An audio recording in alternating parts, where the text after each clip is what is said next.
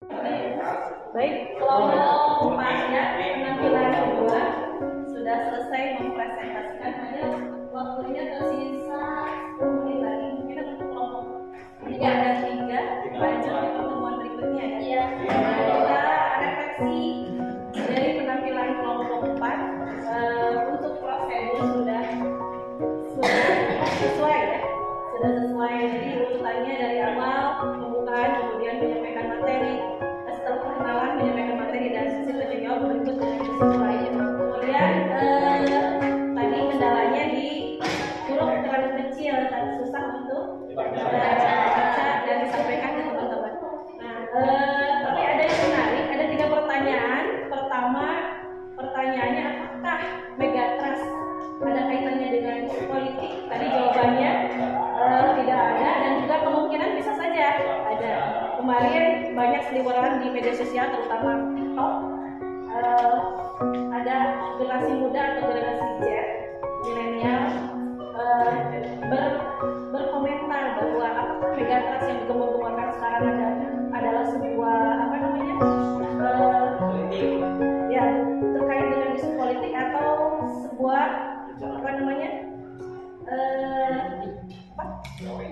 teori konspirasi ya, teori konspirasi. Jadi tahun 2024 kemarin pertama kali dikibarkan bendera merah putih di KBRI. Jadi ibu kota negara Indonesia berpindah dari Jakarta ke KBRI di mana? Kalimantan. Nah, jadi isu politik tersebut pemerintah memberikan strategi agar pulau yang sekarang padat oleh penduduk, terutama Jawa dan Sumatera, berpindah secara sukarela ke IKN, sebuah pulau yang besar tetapi masih kosong, masih sedikit penduduknya. Itu bisa juga dijadikan sebuah teori konspirasi, ditakut-takuti dengan isu Megatrust. Silahkan pindah, karena yang terjadi lempeng yang patahan lempeng itu ada sesar lempeng, ada apa ya? Letaknya ternyata ada di Pulau Jawa dan Pulau Sumatera, sedangkan Pulau Kalimantan aman katanya. Nah, itu bisa jadi sebuah teori konspirasi. Tetapi karena ini penemuan dari BMKG, kita harus waspada juga tentang gempa bumi itu tidak bisa diprediksi.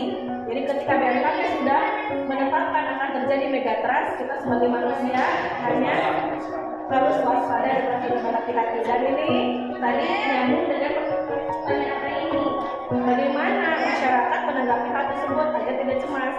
Kita yang pertama waspada, dan sekarang kan sudah ada jalur evakuasi, kata itu adalah salah satu upaya agar kita waspada. Nanti ketika terjadi, bisa saja terjadi walaupun misalnya tidak digembur-gemburkan, ternyata Tuhan berkehendak untuk harus ada bencana seperti itu, kita sudah siap sedia. Dan kemudian yang kedua, ya harus mendekatkan diri kepada Allah SWT.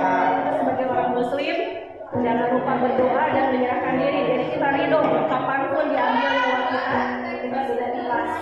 Jadi hanya Tuhan yang memiliki nyawa dan tubuh kita. Nah itu, jadi kita manusia di muka bumi ini tidak ada artinya apa-apa. Semisal kalau ibaratkan butiran debu, tidak berarti apapun. Sholat, puasa, ibadah-ibadah yang lain, sedekah, apakah Tuhan butuh dari ibadah kita? Tidak, Tuhan tidak membutuhkan ibadah Feby, tidak membutuhkan ibadah Feby, tidak membutuhkan ibadah umur. Yang butuh siapa? Kita sendiri. Jadi tuntutan atau kewajiban untuk sholat itu bukan untuk Tuhan, bukan untuk Allah. Kita yang butuh. Allah tidak butuh. Dia punya segalanya, Dia pemilik semuanya. Ngapain? Untuk apa sholat kalian? Untuk apa sholat kita? Untuk apa ibadah kita? Yang membutuhkan siapa? Kita. Karena nanti untuk bekali hari-hari kita yang akan membutuhkan. Nah itu, jadi ketika ada terjadi sebuah bencana, kemudian di kelas lain ada yang berpendapat bahwa Megatrust akan benar-benar terjadi, apakah akan kapan terjadinya? Jawabannya apa? Alamnya Allah ya. Ada 4 rahasia yang tidak diberitahukan kepada makhluk Tuhan. 1, jodoh. Tahu jodoh kalian? Kalau tahu, namun di Kalimantan pergi susul Kalimantan. Ada di Sulawesi pergi susul kan? Sulawesi kalau sudah tahu, tapi yakin punya jodoh tidak? Yakin di Roma pun sudah ditentukan. Feby dengan siapa? Dewi dengan siapa? Agung dengan siapa? yang sekarang sedang berpasangan, berjodoh, mungkin belum tentu dijodohkan karena mungkin sekarang statusnya sedang menjaga jodoh orang lain. Jadi sebelum ada di depan penghulu belum dinyatakan jodoh, walaupun kita sudah yakin bahwa ada jodoh di tangan Allah. Kemudian yang kedua apa? Jodoh selain jodoh. Iya, sudah tahu maka kapan? Belum tahu, berarti kita harus siap sedia kapanpun kita diambil nyawa kita, kapanpun kita mati. Mungkin berapa detik kemudian, mungkin 1 menit kemudian, mungkin sejam, setahun, 2 tahun, kita tidak tahu. Berarti ada sebuah peribahasa bahwa berbekalah hidup kita seolah-olah akan mati besok. Kemudian carilah dunia agar seolah-olah kita akan hidup 1000 tahun. Jadi kumpulkan dunia seolah-olah kita akan panjang umurnya, tapi ibadahlah kita seolah-olah akan mati besok. Nah, itu ada sebuah peribahasa seperti itu. Kemudian apa lagi yang ketiga? Celaka. So, lamun uti kubrak tabrakan di jalan, kira-kira bakal pergi mau di rumah. Kamu tahu nanti jam sekian bakal celaka.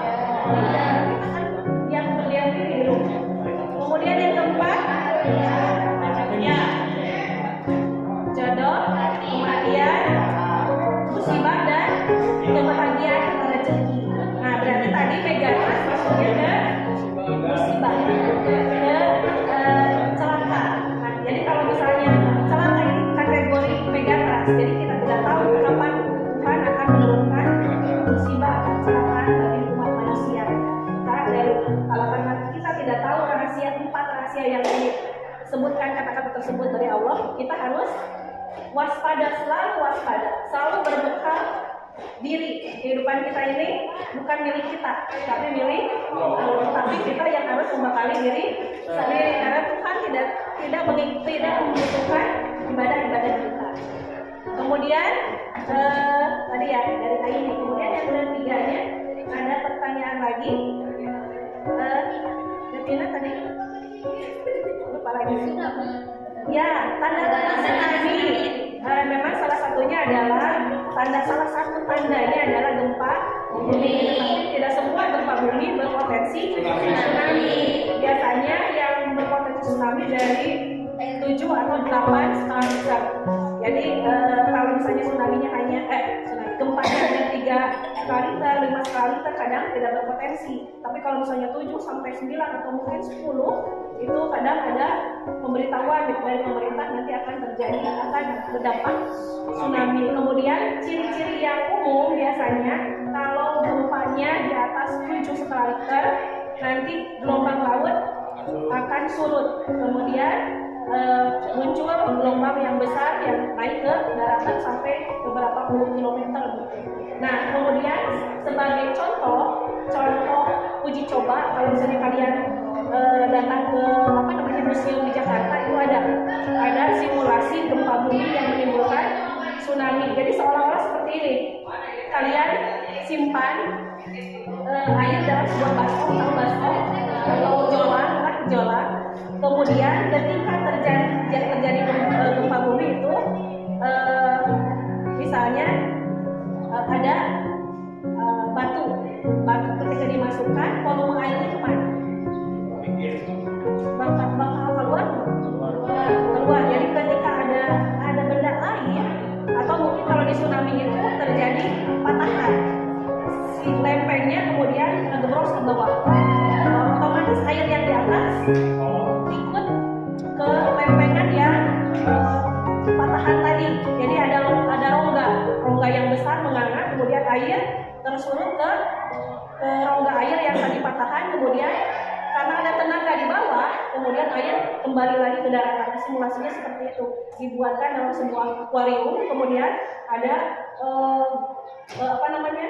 yang tadi batu kalau dilemparkan, jadi ada semacam alat, kemudian dijatuhkan, kemudian air muncrat ke daratan dan meluluhlantahkan. Di sana ada miniatur rumah, ada miniatur pohon-pohon tumbang karena air yang masuk ke daratan. Seperti itu ciri-ciri tsunami. Jadi yang kita alami sekarang alhamdulillah belum sampai ke megatrust, kecuali yang di Aceh dan kemarin Jepang ya. Di dunia itu Jepang yang sering terjadi gempa bumi.